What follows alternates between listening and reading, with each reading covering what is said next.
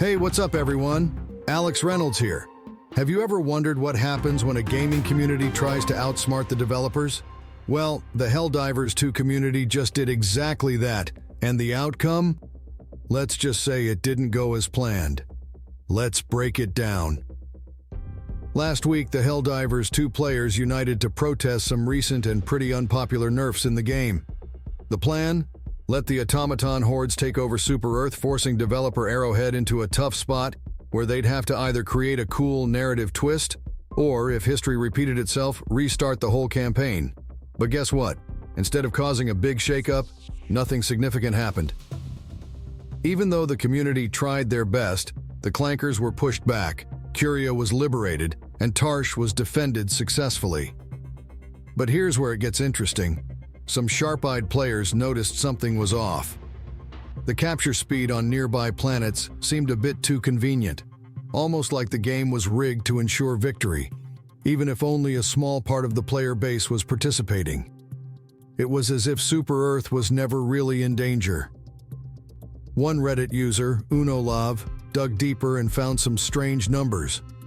When there were 22,000 players online, the capture speed was 2.2% per hour, but when the player count dropped to just 10,000, the capture speed actually increased to 2.6%. Plus, the enemy's regeneration rate was way lower than usual, just 1% per hour. So while victory wasn't exactly handed to us, it was clear the odds were heavily stacked in our favor. Now let's talk about what could have happened if the community's plan had worked. There were all kinds of theories. Some players thought that if we let the automatons take over Super Earth, we'd finally see some epic urban warfare on our home planet. Imagine battling in the streets to reclaim our world, planet by planet. But the truth is, Arrowhead probably isn't ready for that level of gameplay yet. The game director, Joel, might have big plans for a Super Earth showdown, but it seems like that's meant for much later. For now, they're keeping us busy with other fronts in the Galactic War. Others speculated that the campaign might reset, like it did in the first Helldivers game, but that would be a major setback to the game's live service model, which relies on slowly rolling out new content.